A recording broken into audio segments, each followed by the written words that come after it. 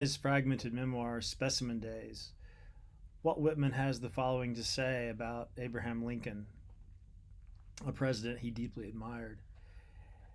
Whitman lived in Washington, D.C. during the Civil War. Whitman lived in Washington, D.C. during the Civil War, a war he referred to as the War of Succession. And he talks about how he would see Abraham Lincoln riding his horse through the streets of Washington, D.C. Of course, he would have security with him, but this was a time when you could actually see a president in the flesh riding a horse.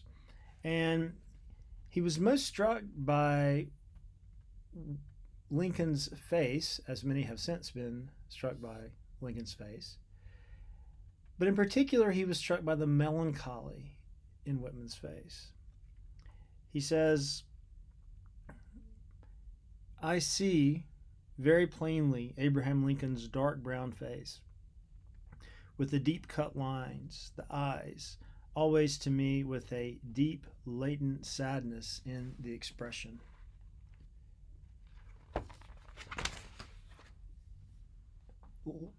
Walt Whitman thought he was to poetry Walt Whitman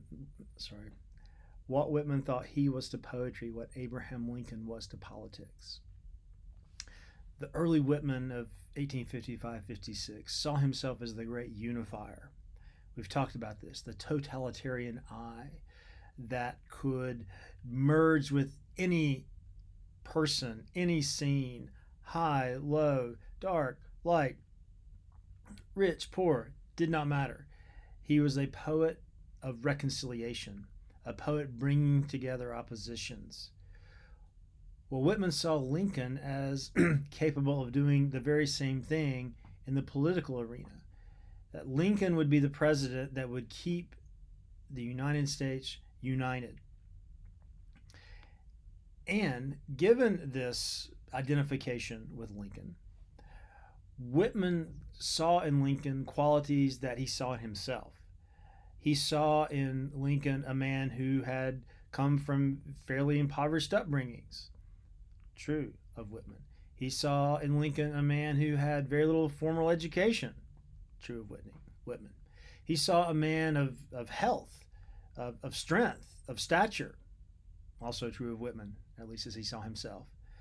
And ultimately, he saw in Lincoln a kind of calm, a mastery of self, someone who didn't get flustered much, someone who was able to stay patient in conflict.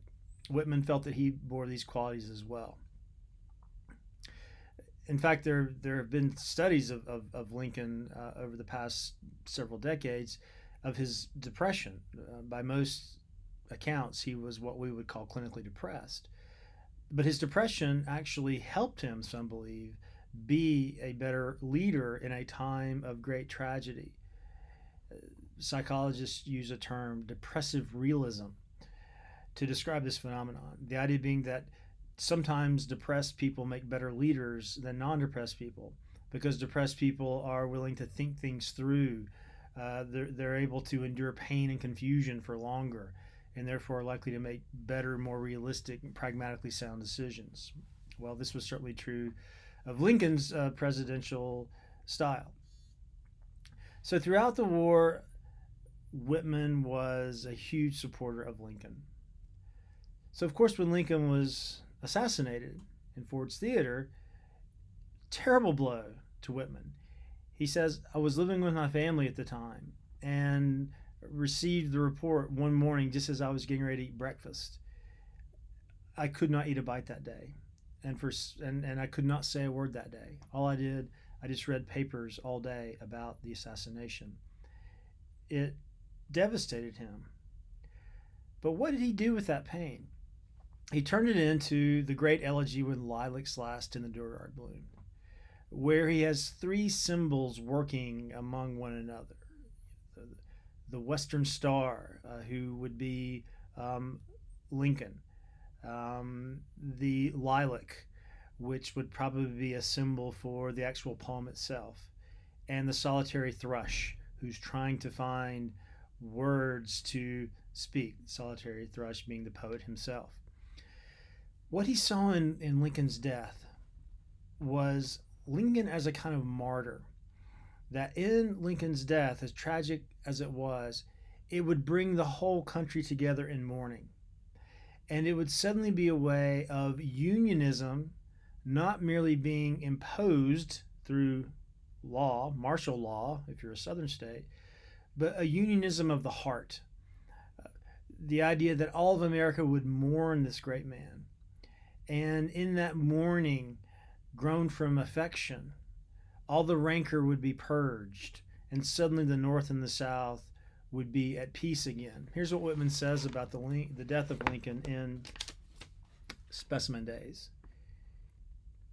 He says, yes, Lincoln had his faults, but he also had honesty, goodness, shrewdness, conscience, and a new virtue unknown to other lands, and hardly yet really known here, but the foundation and tie of all, as the future will grandly develop, unionism, in its truest and amplest sense, formed the hard pan of his character. These he sealed with his life, the tragic splendor of his death, purging, illuminating all, throws round his form, his head, an aureole that will remain and will grow brighter through time while history lives and love of country lasts. It's almost as if Lincoln takes over the role of the totalitarian poet of 1855, 1856. That it is not Walt Whitman, but Lincoln who has the power to bring together disparity, to merge opposites. And then what is the role of Walt Whitman as poet? Well, if you look at the elegy, When Lilacs Last the Dear Bloom, he stands to the side. He's on the margins. He's on the margins trying to find a way to mourn the great president. Again, it's a much different role.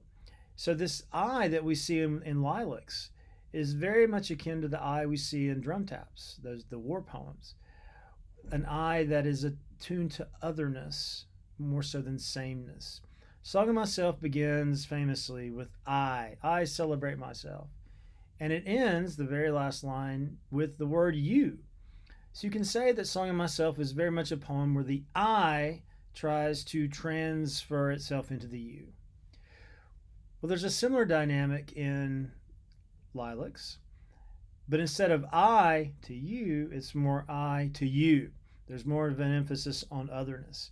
So the poet in Lilacs is trying to find a way not to express his own deep experience, but tries to find a way to express his admiration of and sadness for another, Abraham Lincoln, the great president poet, whose song of self, ultimately in Whitman's mind, is the reconciling song, and whose tragedy, as painful as it is ultimately an event that will purge the pain of the United States of America and make it one again.